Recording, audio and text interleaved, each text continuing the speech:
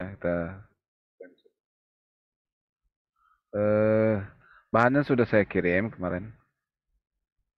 Eh, jadi perlu kita ketahui bahwa ada namanya optimal power flow dalam aliran daya sistem yang berskala besar. Nah, ini gambarnya. Kalau kita lihat ada beberapa pembangkit itu biasa dalam dalam sistem tenaga listrikan pasti tidak satu pembangkit. Kenapa tidak satu pembangkit? Katakanlah cukup dengan satu pembangkit, tapi tidak dilakukan dengan satu pembangkit. Karena apa? Karena terjadi masalah di satu pembangkit ini, maka semua akan padam. Makanya dibuatlah pembangkit-pembangkit 1, 2, 3, 4, 5, 6, dan seterusnya. Yang dipasang secara paralel. Atau disinkronkan. Contohnya pembangkit 1, 2, dan 3. 1, 2, dan seterusnya. Masing-masing pembangkit tentunya mempunyai yang namanya penggerak mula. Ada yang batu bara, bukan batu bara. Ada yang tenaga uap, ada yang tenaga diesel, tenaga gas, dan lain sebagainya. Kemudian dia akan membangkitkan listrik masing-masing dan disalurkan kepada saluran yang sama atau sistem interkoneksi. Maka persamaannya seperti yang ada di bawah ini. C itu apa ya? Bahan bakar atau biaya total produksinya, total biaya produksi.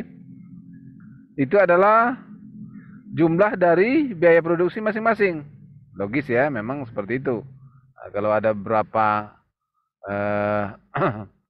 usaha kita misalnya, 1, 2, 3 usaha, maka total pengeluaran kita itu adalah penjumlahan dari total pengeluaran dari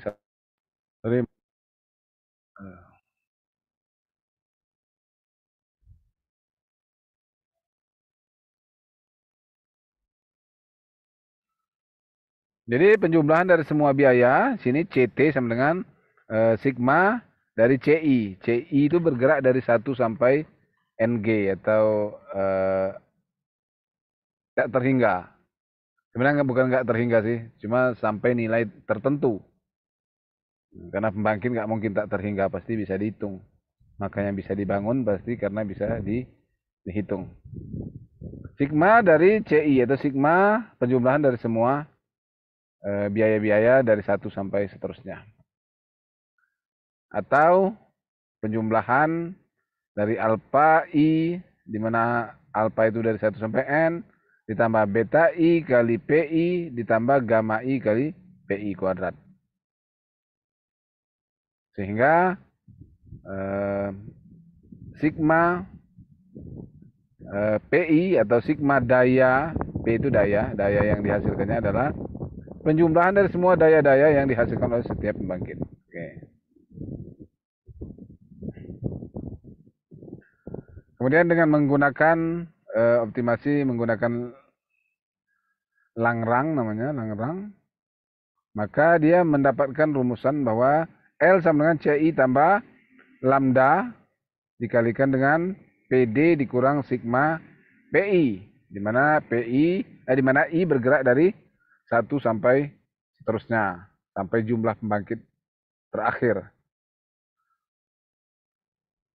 Jadi ada nilai minimum dari sebuah fungsi untuk menentukan titik di mana sebagian dari fungsi untuk variabel-variabel sama dengan 0. Nah, jadi maksudnya gini, ketika banyak pembangkit, 1, 2, 3, 4, 5, 6, dan seterusnya pembangkit, maka ada nilai kenaikan bahan bakar itu yang 0. Nah, inilah yang harus disamakan di mana pembangkit 1, pembangkit 2, pembangkit 3 yang sama-sama memiliki tambahan bahan bakar yang 0. Kalau bahan bakar 0 nambah berarti kan nggak ada nambahan bahan bakar. Itu yang diharapkan. Mesin hidup tapi bahan bakar tidak nambah. Walaupun itu nggak mungkin ya kan. Makanya dalam rumusan ini disebut DL per DPI. Del L per dW. Del itu sama dengan turunan. Tapi dia turunan parsial. Ya kan, kalau kita belajar kalkulus itu turunan parsial. Karena di L itu sendiri ada fungsinya CI tambah lambda gitu kan. Di PI juga ada rumusannya, makanya dia diturunkan terhadap PI. Kemudian juga itu harus sama dengan 0. Nah, artinya penambahan biaya dibandingkan dengan penambahan watt ataupun listrik yang dihasilkan itu harus 0. Nggak ada penambahan biaya, tapi watt dihasilkan harus nambah. Jadi dalam rumusan itu kalimat matematika itu dibuat seperti itu. Walaupun itu nggak akan terjadi, gitu, tapi dibuat sama dengan 0. Begitu juga dengan terhadap lambda. Lambda juga sama dengan 0. Kemudian dapat disimpulkan del CI per del PI ditambah lambda 0 ke 1 sama dengan 0.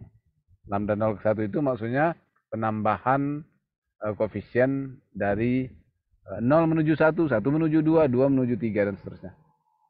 Karena CI sama dengan C1 tambah C2 tambah C dan seterusnya, maka begitu juga dengan DCI per DPI sama dengan DCI per DPI sama dengan lambda.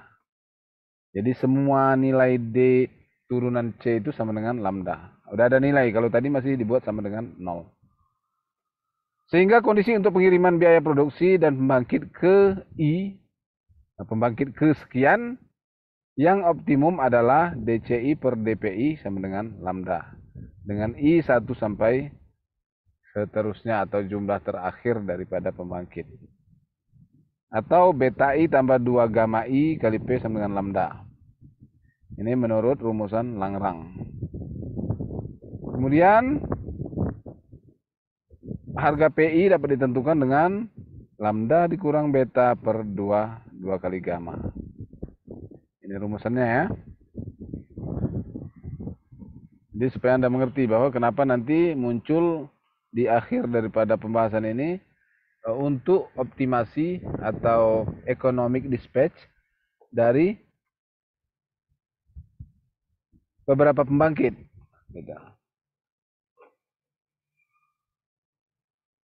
Lambda sama dengan, ini rumusnya baca. Baru fungsi dari lambda, F lambda sama dengan PD atau power delivery.